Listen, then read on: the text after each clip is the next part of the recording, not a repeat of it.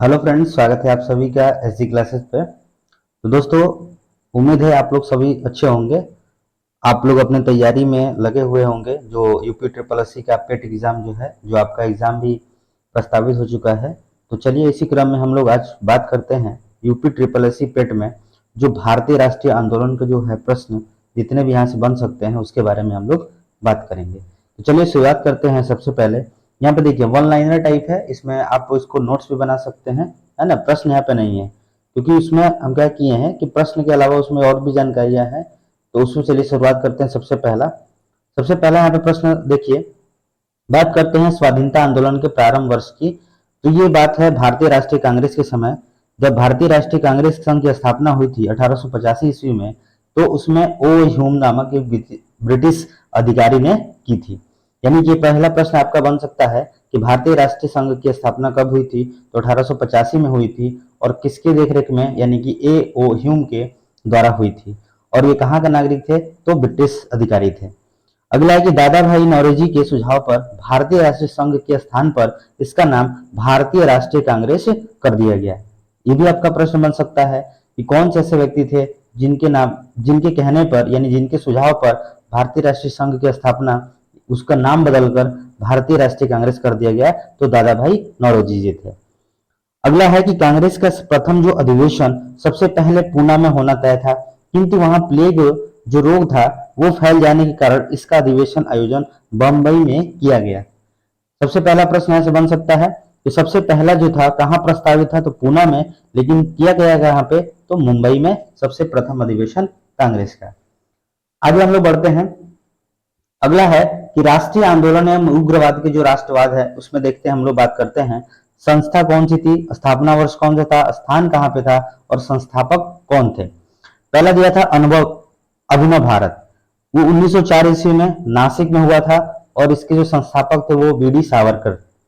अगला है Indian home rule society, इसकी जो स्थापना वर्ष है 1905 में लंदन में हुई थी और किसने किया था, तो श्याम जी कृष्ण वर्मा जी ने किया था। अगला है युगांतर, इसका स्थापना जो हुआ था 1906 में हुआ था, कलकत्ता में हुआ था और करने वाले कौन थे, संस्थापक कौन थे, तो बारिंद्र घोष और जतेंद्र जी थे।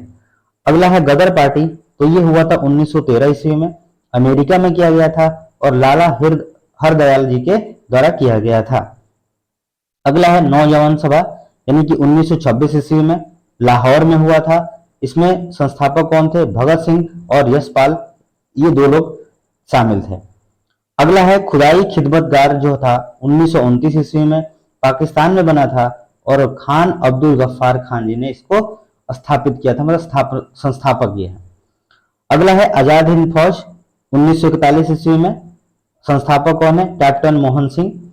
अगला है इंडियन इंडिपेंडेंस लीग, यानी कि IIL, और इसके बाद ये है 1942 में हुआ था, जापान में किया गया था और इनके संस्थापक कौन थे, तो रास बिहारी बोस जी थे। ये रहा आपके पूरे, इसमें से प्रश्न बनने की संभावना है, इसलिए इसको अच्छे तरीके से याद रखना है, इसको इंपॉर्टेंट मानना है। ठीक है, चलिए आगे हम लोग बढ़ते हैं। अगला दिया है कि बंगाल विभाजन जब 1905 में हुआ था उस समय की महत्वपूर्ण जो घटना है, देखिए क्या करते हैं, क्या क्या थी। पहला, 19 जुलाई 1905 को लॉर्ड कर्जन ने बंगाल विभाजन की घोषणा की थी, जिसके विरोध में 7 अगस्त 1905 को कोलकाता के टाउन हॉल में रविंद्रनाथ टैगोर की अध्यक्षता में स्वदेशी आंदोलन की घोषणा व बहिष्कार प्रस्ताव पारित किया गया था। कब किया गया था, तो 7 अगस्त 1905 को, कहां पे, तो कोलकाता के टाउन हॉल में। ठीक है, अध्यक्षता किसने किया था, तो रविंद्रनाथ टैगोर जी ने किया था। अगला प्रश्न है 16 अक्टूबर 1905 को बंगाल विभाजन लागू हुआ, जिससे संपूर्ण बंगाल में शोक दिवस के रूप में मनाया गया। कब मनाया गया, तो 16 अक्टूबर 1905 को। अगला है कि टैगोर का आमार सोनार बंगला व बंकिम चटर्जी का वंदे मातरम लोकप्रिय गीत बन गया इसी समय, और वही हमारा गीत बन गया। आगे हम लोग बात करते हैं स्वदेशी आंदोलन की, जो 1905 में चलाया गया था। 7 अगस्त 1905 को स्वदेशी आंदोलन प्रभावी हुआ।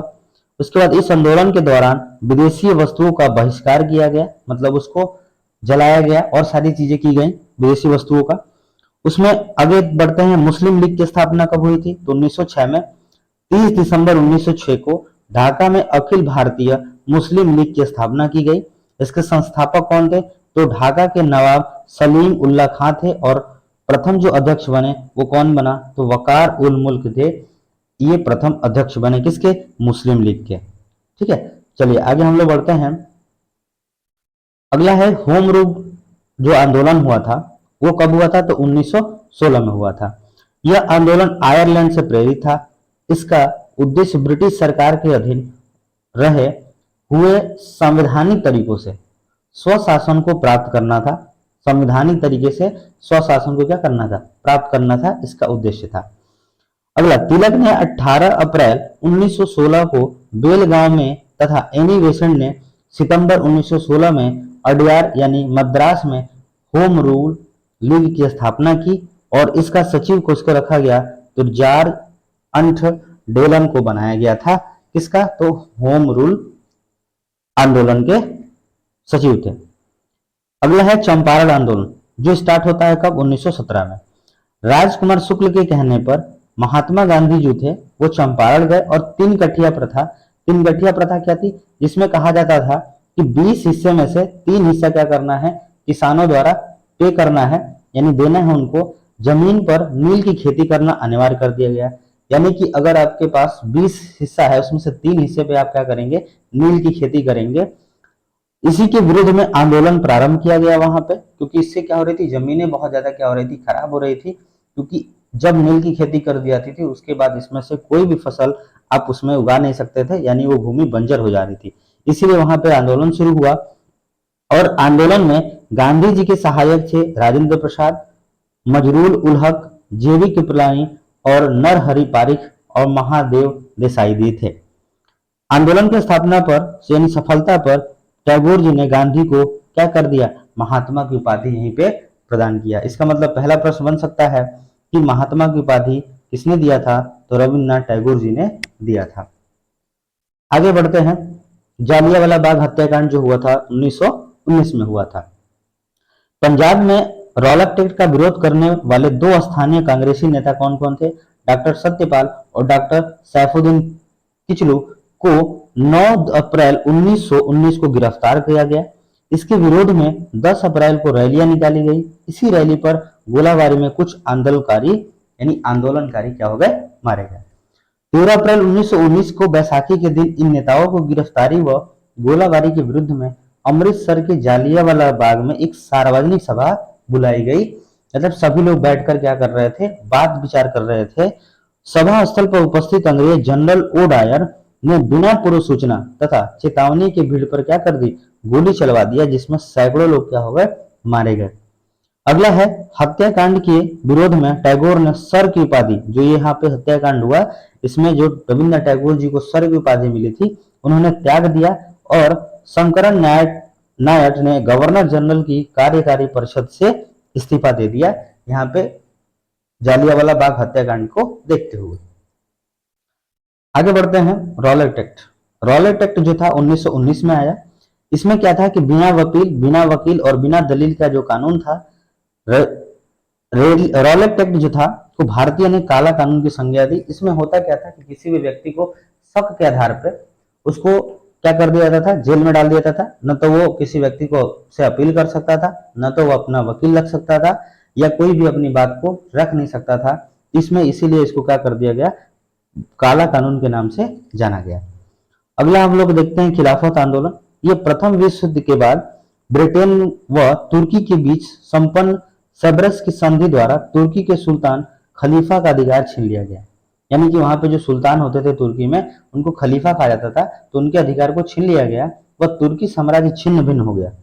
ठीक है, इसी के उपलक्ष्य में इसी के कारण क्या किया? खिलाफत आंदोलन शुरू किया गया। तो मोहम्मद अली और शौकत अली 2 भाई थे के नेतृत्व में खलीफा को न्याय उचित व्यवहार करने के लिए अंग्रेजों के खिलाफ भारतीय मुसलमानों का आंदोलन शुरू हो गया। सितंबर 1919 में अखिल भारतीय खिलाफत कमेटी का गठन किया गया और 17 अक्टूबर 1919 को खिलाफत दिवस के रूप में मनाने का निर्णय लिया गया। ठीक है, चलिए आज हम लोग बात करते हैं अवध किसान सभा। बाबा रामचंद्र ने 1920 में एक सभा का स्थापना की। कौन सी सभा? तो अवध किसान सभा की। यह सभा उत्तर प्रदेश के अवध क्षेत्रों में किसानों के अधिकार की रक्षा के लिए बनाई गई थी। जो अभी लखनऊ वाला जो क्षेत्र है उसमें हम लोग क्या करते हैं, वो उसी क्षेत्र को हम लोग अवध का कहते हैं। तो वहां पे 1920 में एक सभा बैठाई गई, अवध किसान सभा।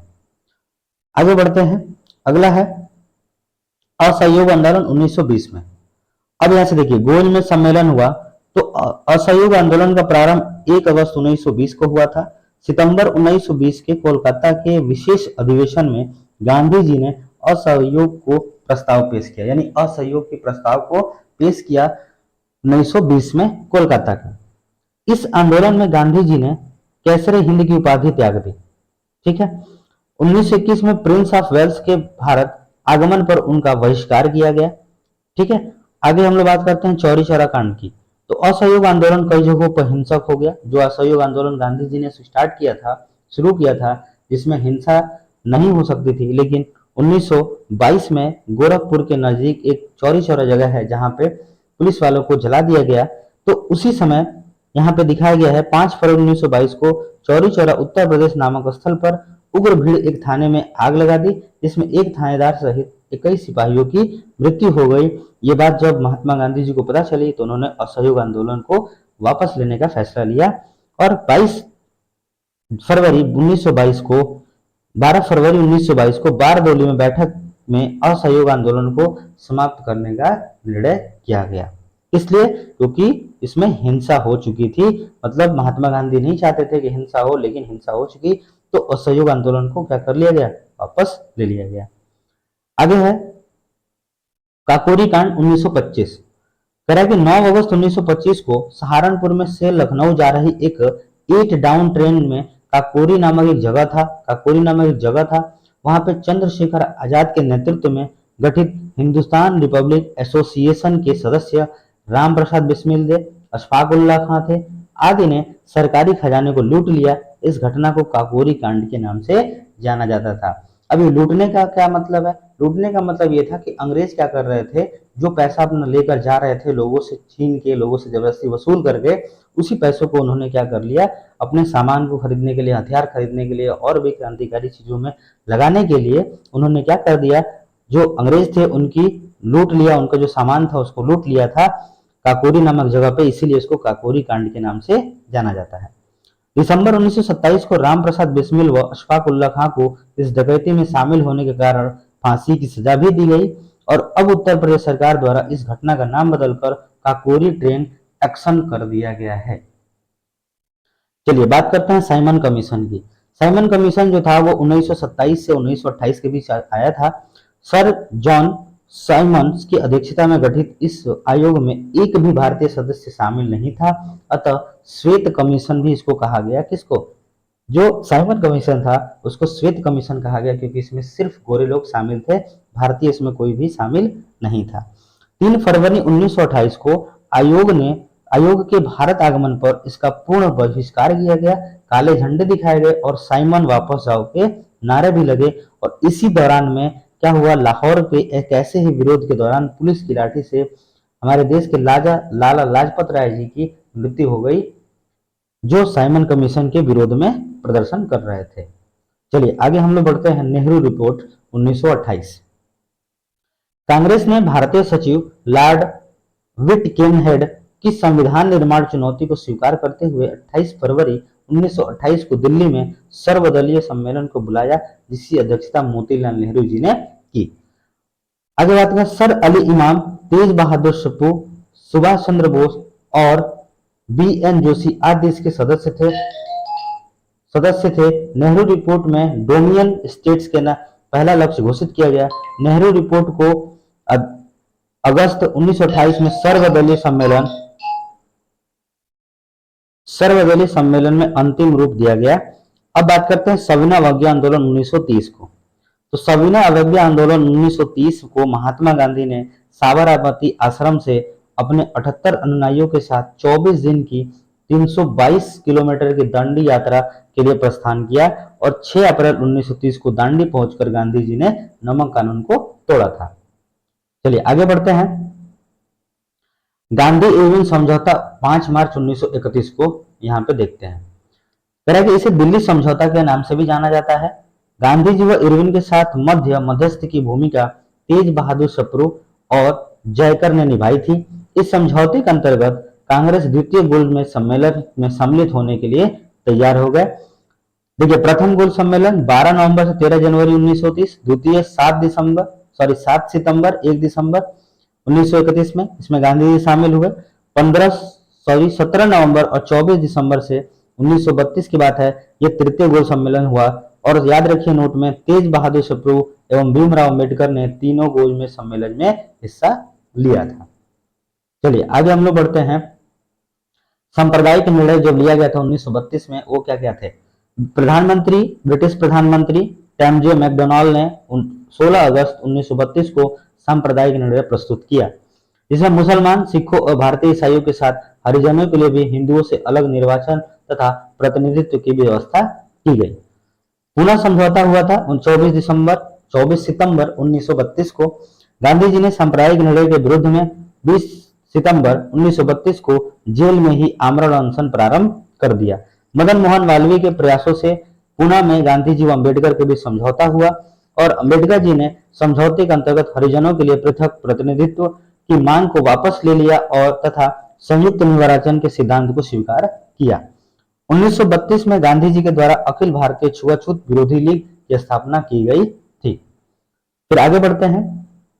अगस्त प्रस्ताव 1940।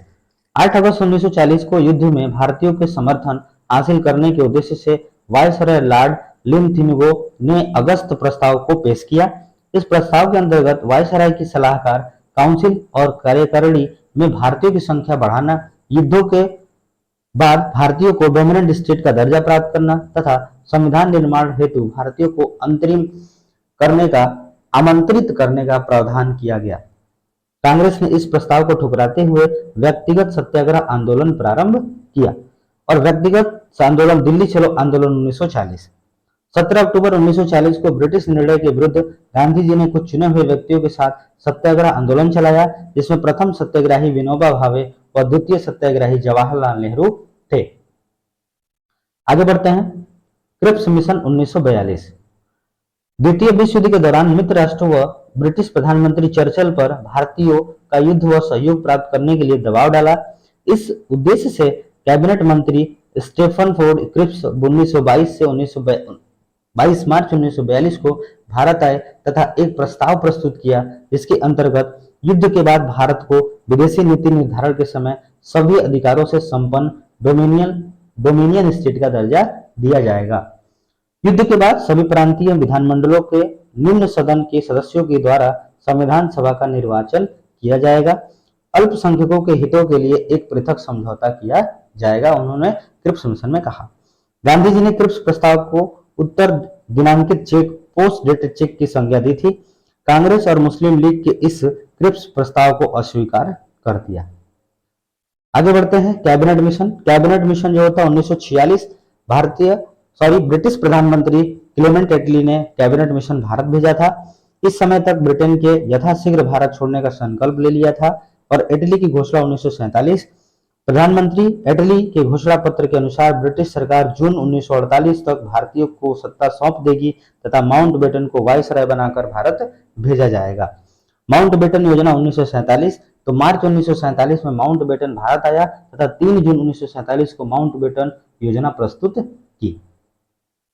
आगे बढ़ते हैं। भारतीय स्वतंत्रता 1947। 15 अगस्त 1947 को भारत व पाकिस्तान के 2 डोमिनियल राज्य अस्तित्व में आए और दोनों डोमिनियल स्टेट अपनी संविधान सभा का गठन करें तथा दोनों के लिए अलग अलग गवर्नर जनरल होंगे। दोस्तों ये रहा आपका आपका भारतीय आंदोलन, राष्ट्रीय आंदोलन के बारे में। तो इसी तरीके से आप तैयारी करते रहिए। हमारे चैनल को लाइक करिए, शेयर करिए और फिर मिलते हैं आपको अगली वीडियो में। तब तक के लिए धन्यवाद।